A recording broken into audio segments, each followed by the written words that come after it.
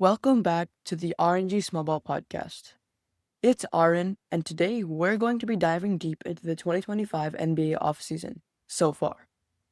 I'll be covering the trades that have already happened, and we'll be discussing certain floating rumors that could change the league as we know it, if they go through.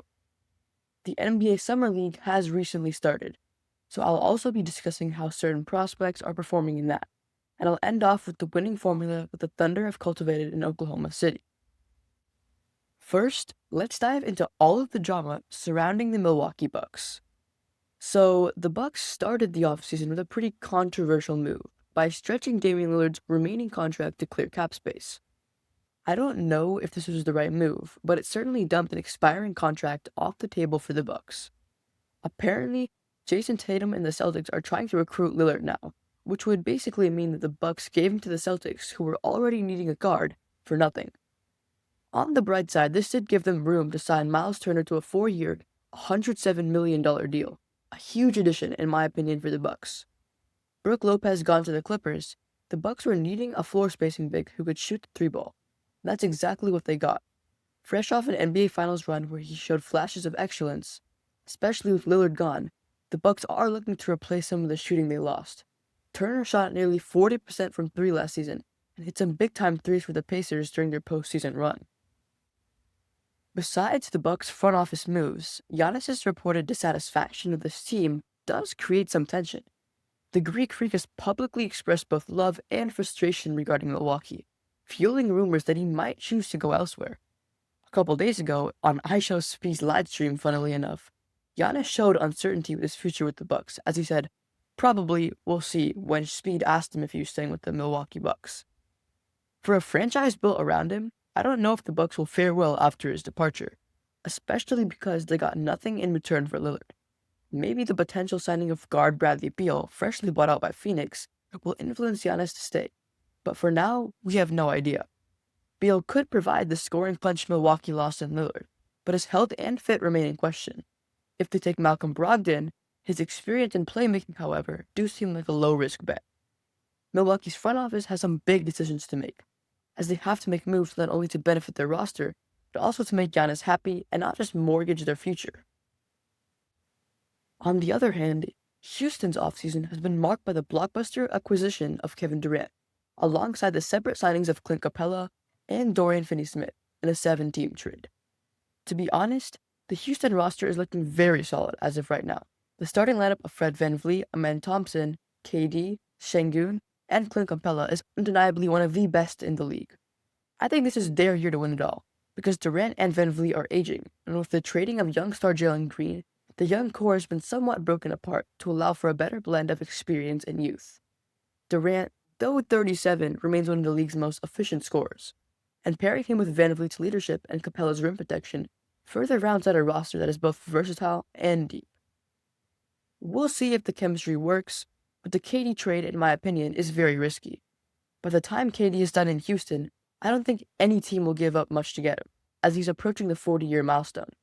If this does not work, I don't really see a way out of this KD situation for the Rockets, so they better make it work. Moving on to the LA teams, the Clippers have quietly adjusted their roster with the desire of more athleticism and rim protection.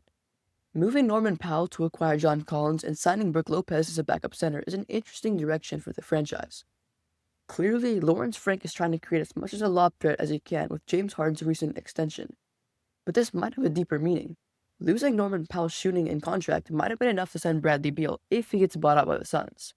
It has already been reported that the Clippers are chasing after veterans Beal and Chris Paul, players who bring in experience and big-time shooting in the clutch. I don't know if I like this all-in veteran-focused roster for the Clippers, but it could work if Kawhi Leonard decides to show up again, and James Harden doesn't score 7 points in the playoffs Game 7. On the Lakers side, LeBron James continues to be the focal point. Despite opting into his $52.6 million player option, whispers of possible movement and trade rumors swirl around him. LeBron has hinted recently at a possible trade to open up his window at another championship. Highly esteemed coach Phil Handy signing with the Mavs and Anthony Davis' presence has led Dallas to emerge as the new favorites for LeBron if he leaves. Other possible teams include the Knicks, Clippers, and Warriors, but it is also very likely if he stays in LA, as Luka Doncic is looking to win a championship there. Regardless, the Lakers front office faces a tough balancing act: build around aging stars or pivot toward youth and future assets. On the other side of the conference, the Thunder have doubled down on youth and continuity, locking in Shai Gilgeous-Alexander on a 4-year, $285 million supermax and extending Chet Holmgren to a fully guaranteed 5-year, $250 million deal secures the franchise's cornerstones for the foreseeable future. Jalen Williams' extension further solidifies a core that blends high-end scoring, defensive versatility, and elite playmaking. We'll see if keeping the same approach can lead them through the stacked Western Conference and the newly formed KD Rockets. Thunder's 2024-2025 does justify this strategy, though. With the league best 68-14 record, top offensive and defensive ratings, and a finals victory over Indiana, they show that you can grow your team from scratch. It just takes patience and trust in the process. Shai's finals MVP run, culminating in a 29-point, 12-assist performance in Game 7, and a historic triple crown of scoring title, regular season MVP, and finals MVP, is a testament to his ascension into the NBA's elite.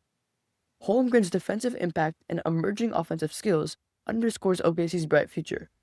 I still think the Thunder are the favorites to win next season. That's only if they play the same passion that they did during their championship run. Moving on, the 2025 NBA Summer League has provided a valuable glimpse of the future so far. Cooper Flagg has been electric, scoring 31 points in only his second Summer League game, proving that he can carry on his college skill set into the NBA. Bronny James has also been looking good, scoring in double figures in every game so far.